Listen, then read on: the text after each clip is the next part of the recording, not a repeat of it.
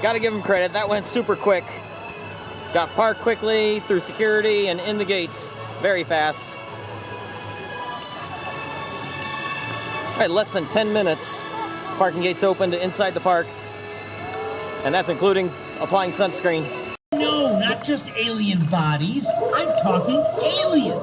Alive. Captive aliens. They're down there, living.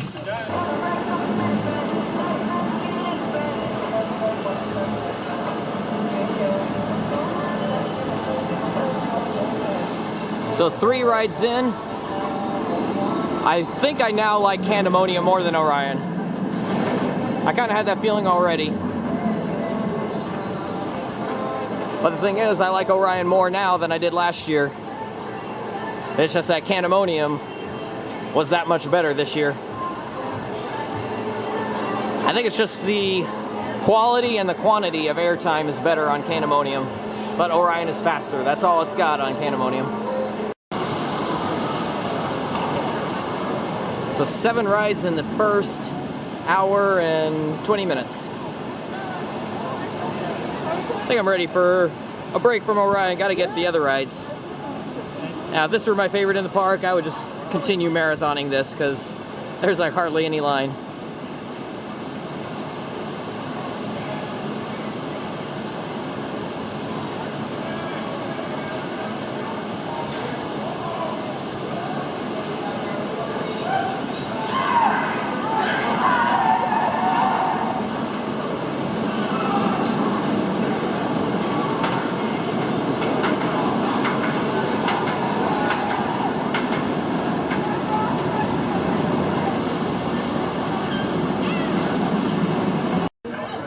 They're only running the red side right now because there's just not enough people to fill 2 trains. And Red Racer in the next to last row is running like a dream. But if you want a smooth ride on a wood coaster, go for the next to last row. That'll be nice and smooth. If you want it more shaky, go for the very back. Big difference 1 row can make. Now working my way down the midway. Time for my secret obsession, Adventure Express. One of my favorite Aero Mine trains. One of the best night rides in the park.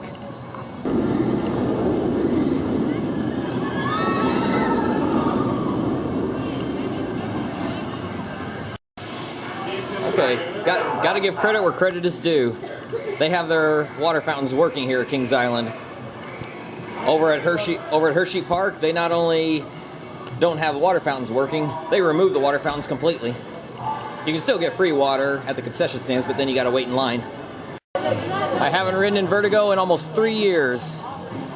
Low capacity ride, and only 1 train.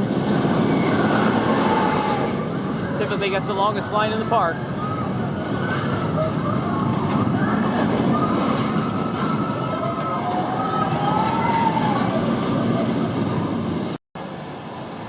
I got in line for that at the right time.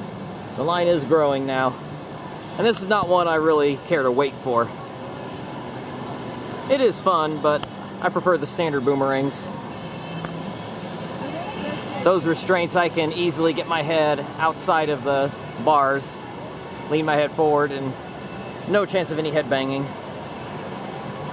This one, it has that extra padding, kind of like the Vekoma SLCs, so you will hit your head against that padding, but it doesn't hurt because it's very soft padding.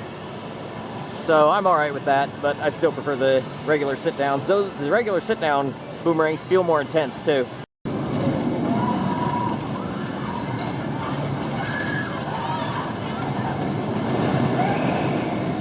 Riding in the front was pretty cool. Just seeing the unobstructed track in front of you for the forward segment. Then the backward segment, you're basically in the back. I did Woodstock Express and the Hang and Bang. Haven't done this one in 3 years also. I've only did the 1 ride just to get the credit. Didn't think I'd ever ride it again, but there was no line, so I went for it. It's pretty funny how shaky this thing is. Well, it's basically a kid's ride. And it rides so shaky. Now, thankfully, the restraints actually sit pretty far away from your head. They're actually very wide restraints so you won't get headbanging on it. That's nice. Well, you could still get head banging because it is that shaky. You might want to kind of grasp the restraints to keep your head from flying side to side, because you do have a lot of space for your head, but you get tossed side to side quite a bit. Diamondback is riding great today, and there's hardly any line. Okay, I take back anything slightly negative that I might have ever said about Diamondback regarding the rattle. It still has a bit of a rattle, but I'm okay with it now. It might just be that it's not rattling as much today as in some past visits that I've had. The 3 rides I've gotten today have all been great. The back was more rattly than the front. I did back, front, and then middle. The middle actually was pretty cool. You ought to try it because it's just like pure floater. And Mystic Timbers, I have not seen Mystic's line this short other than during early entry. Like literally ever. Even in the rain, this had a little bit of a line. Could it be just that it's cloudy today is keeping people away? I don't know. I just hit the jackpot today. This is incredible. I did 3 rides in about 30 minutes on Mystic Timbers. And last year, I was a little underwhelmed by Mystic Timbers. It seemed to be riding quite a bit slower than normal, but this year, back in top form. Now they're filling every row again. I'm talking about Mystic Timbers while filming Diamondback.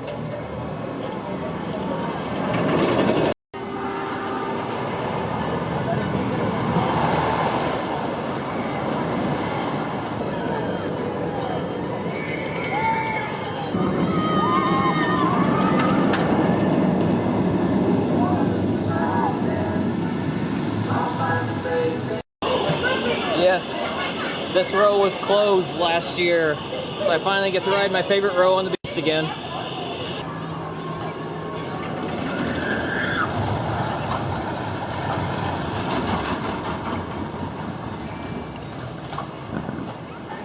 So I just did my 3rd ride on Backlot Stunt Coaster. The end of the queue, or the end of the line, is at the start of the queue, but they're not using any switchback, so it takes like 8 to 10 minutes and you're on. On my morning lap, I skipped the bat. So I'll do it this time. At this rate, I'll probably get on Son of Beast before I get on Storm Runner.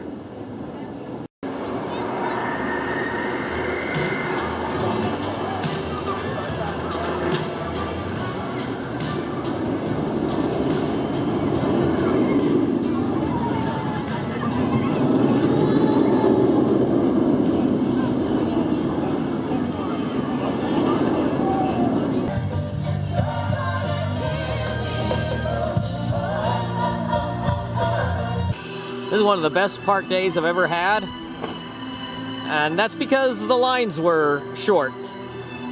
You don't normally get that here, though. That's been my experience, and other people have told me the same. I had 10 rides on Orion, 5 each on Banshee, Diamondback, and Mystic Timbers. I did 3 on the Beast, 3 on, the Bat, 3 on Backlot. I did everything at least once except Flight of Fear and the Kiddie Coaster. So that ended up over 40 roller coaster rides. And they had the show going on, but yeah, 41 roller coaster rides plus a flat ride, and that was in basically 8.5 hours. 10:30 to 8, but I did eat 2 meals, so that took up an hour. So 8.5 hours, 42 rides. That is, I mean, without Fast Pass. How are you ever going to do that here? You got to skip Flight of Fear if you want any hope of getting that many in a day, even on a slow day, because Flight of Fear always gets a long line. And they put on a nice show out here. I only caught the last half of it, but looked pretty good. I'll check it out. I'll check out the full show tomorrow.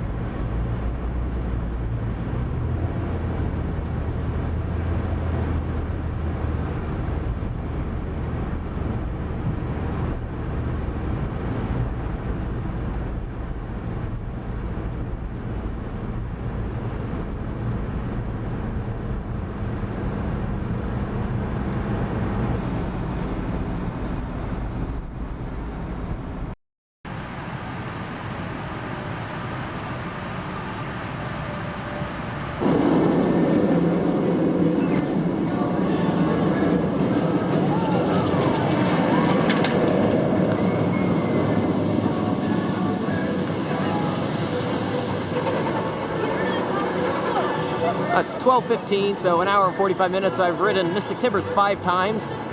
Never had to wait. I've ridden Diamondback twice and the Beast once. Beast always takes longer to push people through. Just naturally slower operations. Diamondback still hardly has much of a line.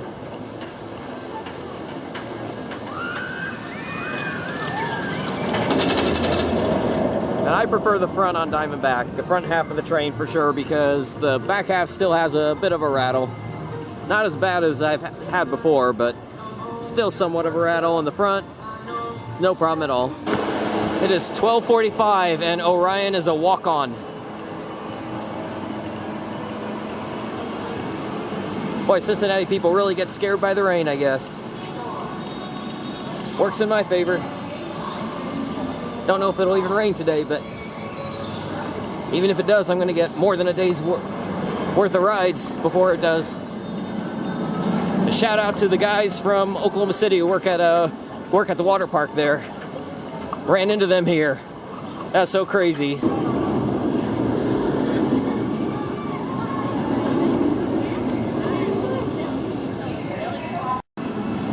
Oh, my final Orion count is 13. 10 yesterday, 3 today. Plenty in the back row, a couple in the front row. So I would say revised rankings, Beast at the top, then Mystic Timbers, because it's riding great with the full train. And then Orion, then Banshee, then Diamondback.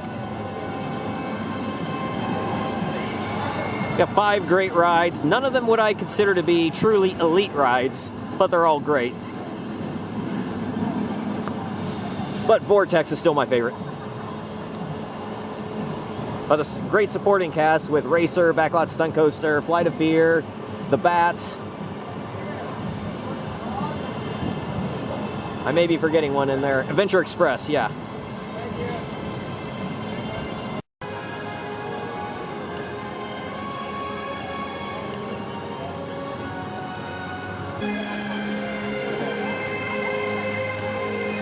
If you're coming to Kings Island, I would say don't do Cedar Point first and then come to Kings Island. I did that in 2018 and Kings Island felt like a big letdown after Cedar Point. Although, depending on your experience at Cedar Point, it may not be. Kings Island could be a step up, because they do a lot of stuff well here. And I really noticed that on this visit. Really glad that I gave this kind of the spotlight, pretty much the finisher for this road trip, although I have my encore tomorrow at Beach Bend. But this was kind of the highlight of the trip.